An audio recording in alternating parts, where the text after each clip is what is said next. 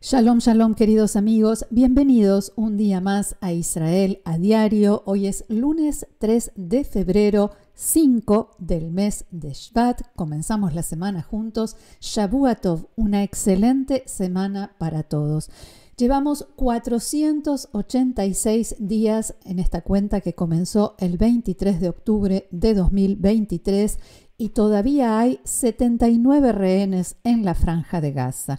Según el acuerdo entre Israel y Hamás, hoy es el día en que se inician o se reanudan las negociaciones de cara a la segunda etapa del acuerdo. El primer ministro Benjamin Netanyahu ya está en Washington, donde se va a reunir con el presidente Donald Trump. Y la pregunta es, ¿con qué Trump se va a encontrar y qué va a resultar de ese encuentro? Ya sabemos quién será el próximo comandante en jefe de las Fuerzas de Defensa de Israel, Eyal Zamir, en la actualidad director del Ministerio de Defensa, y de a poquito vamos conociendo más y más testimonios del infierno que vivieron los rehenes que fueron liberados de la Franja de Gaza y por qué hay que sacarlos de allí a todos ya mismo lo antes posible. Y mucho más, porque aquí siempre sucede mucho más y nosotros vamos a ver cómo reflejan todo esto los diarios y otros medios en Israel. Comencemos con el diario Ma'ariv, que muestra al primer ministro Netanyahu ayer cuando subía al avión que lo llevó hacia Washington. El titular dice: Netanyahu viajó a Washington a traer una era de paz, esto último entre comillas, porque lo dijo el primer ministro antes de partir. La bajada amplía. El primer ministro despegó ayer rumbo a Washington al encuentro crucial, decisivo, que tendrá mañana con el presidente Donald Trump. Los temas que van a tratar: la segunda etapa del acuerdo de liberación de los rehenes, la amenaza nuclear de Irán, normalización de relaciones de Israel con Arabia Saudita y el futuro de la Franja de Gaza. Antes de partir hacia ese encuentro, el primer ministro Netanyahu dijo lo siguiente: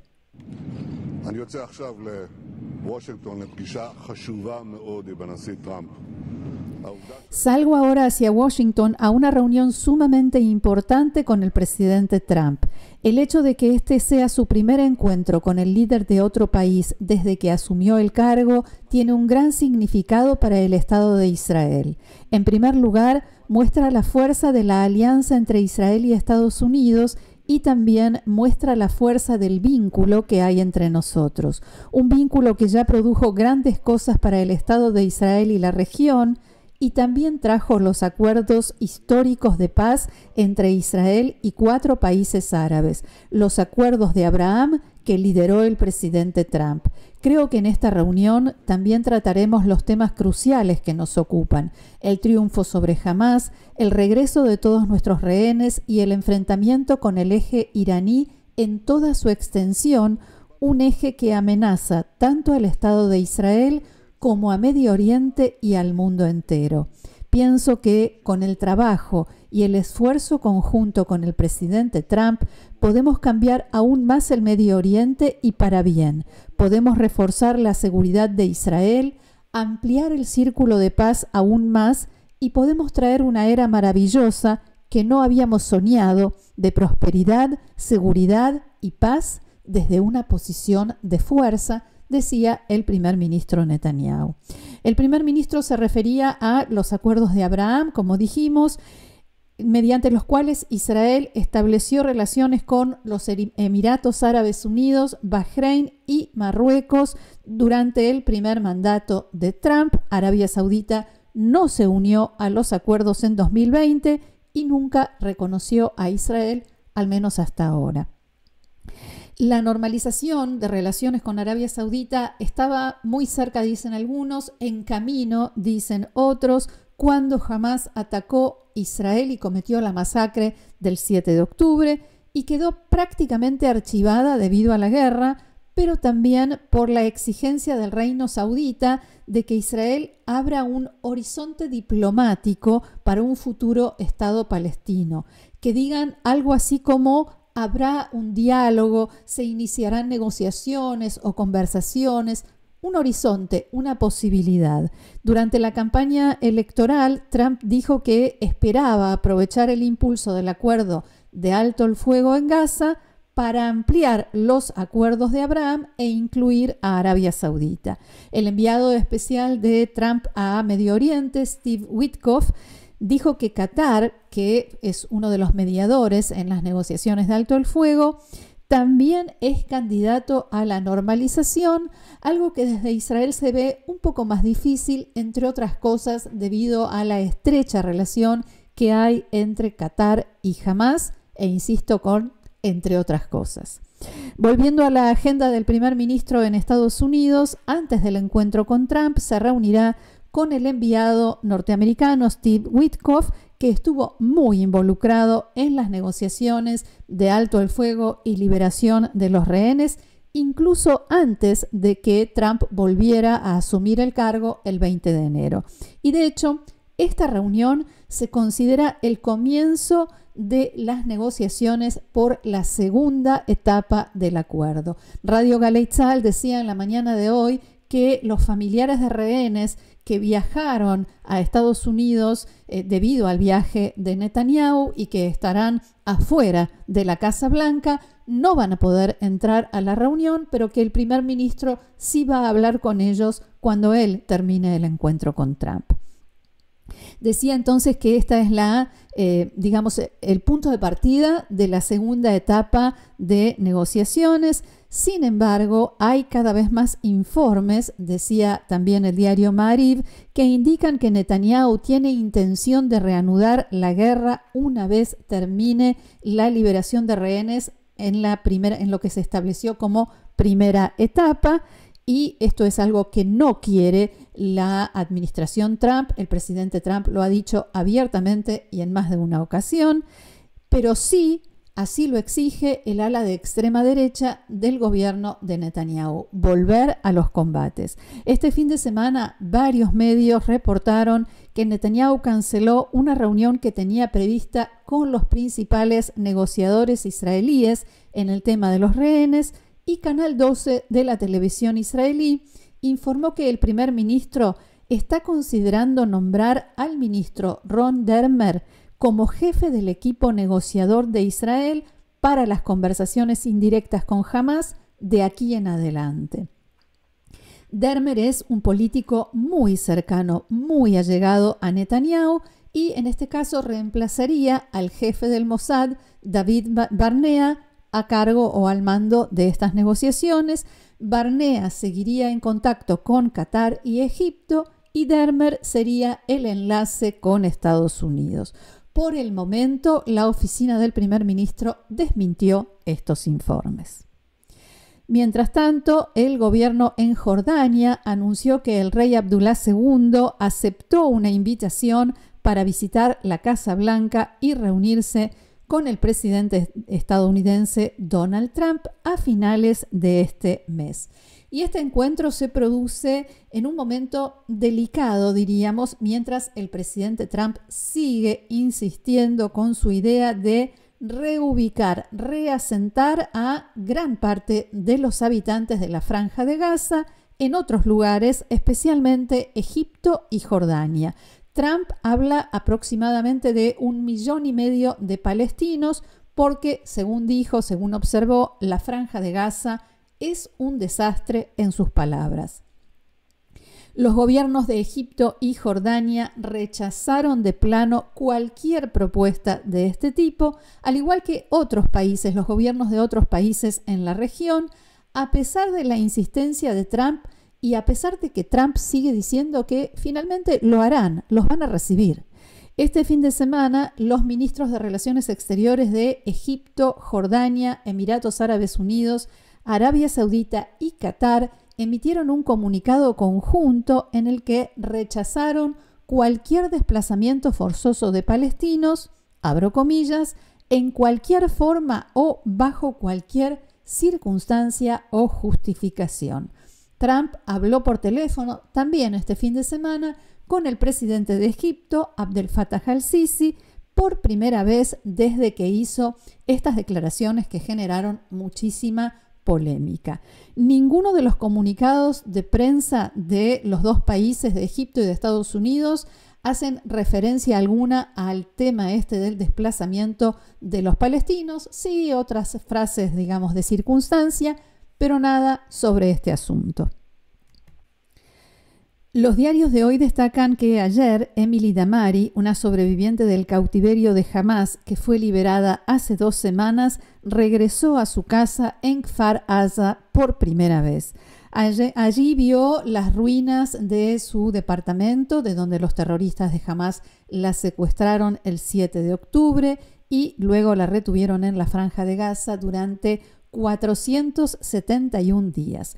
Emily hizo esa visita acompañada por su familia y por Romy Gonen, con quien compartió el cautiverio. Emily Damari publicó sobre la visita en su cuenta de Instagram con una foto de ella sentada frente a los escombros de su casa y allí en la pared que queda todavía se puede ver el póster con su fotografía que formaba parte de la campaña de reclamo por su liberación. Emily tiene doble nacionalidad, israelí y británica, y escribió en inglés "he vuelto" junto con un emoji de 3 dedos que se convirtió ya en un símbolo de valentía y de desafío después de que Emily regresara a casa con 2 dedos menos en su mano izquierda como resultado de una herida de bala que sufrió cuando los terroristas de Hamás irrumpieron en su casa. En hebreo escribió que volvió al lugar donde comenzó la pesadilla. Abro comillas, cierro solo una parte del círculo que tanto esperé cerrar. Como yo, hay otros 79 rehenes que necesitan cerrar sus círculos y están esperando completar lo que falta. Y también escribió, no debemos detenernos aquí, debemos traer a todos, es decir, a todos a casa, y enfatizó la palabra todos cada vez que la escribía. Los rehenes que aún están vivos para su recuperación y rehabilitación y los que no lo están deben ser sepultados, escribió Emily Damari. La verdadera victoria la sentiré solo cuando regresen, concluyó. Y recordemos que al menos 62 personas fueron asesinadas en el kibutz Kfar Aza y 19 tomadas como rehenes. Decía al principio que comenzamos a saber apenas una parte de lo que tuvieron que vivir los rehenes que estuvieron cautivos en la Franja de Gaza y fueron liberados en las últimas semanas. Kit Seagal, que volvió a casa el sábado, fue obligado antes de su liberación a escribir una carta de agradecimiento a sus captores de Hamás por el trato que recibió durante su cautiverio que duró 484 días. Su familia pidió que la carta, que está fechada 18 de enero, no sea publicada por los medios de comunicación. Kit también contó a su familia que la comida era extremadamente escasa mientras estaba en cautiverio y que, aunque él es vegetariano, las pocas veces que le dieron algo de carne, comió para poder sobrevivir, por supuesto. No solo Kit fue obligado a agradecer a Hamás, antes, en las liberaciones anteriores, también se pudo saber que Daniel Aloni Cunio, que estuvo secuestrada con su hija de 5 años, Emily, debió hacer lo mismo, y Agam, Karina, Daniela, Naamá y Liri, las 5 mujeres o jóvenes soldados que fueron secuestradas en la base militar Nahal Oz, fueron obligadas a filmar un video de agradecimiento a Hamás por el buen trato. También se pudo saber que los otros 2 rehenes liberados el sábado, Yarden Vivas y Ofer Calderón, estuvieron juntos en jaulas y túneles en Han Yunes durante el primer tiempo del cautiverio y fueron sometidos a abusos físicos y psicológicos.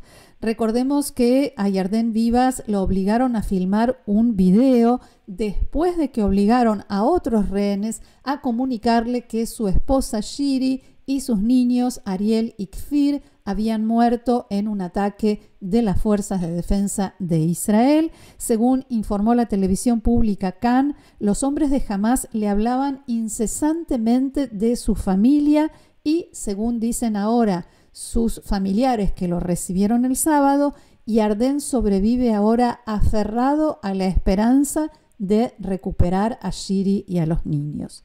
Ofer Calderón, que tiene también doble nacionalidad, francesa e israelí, fue tratado por sus captores como un soldado de las Fuerzas de Defensa de Israel, a pesar de que no lo es, y se cree que también por eso fue que cuando regresó el sábado estaba vestido, al igual que las jóvenes soldados, con una ropa color verde oliva que simulaba ser el uniforme de las Fuerzas de Defensa de Israel.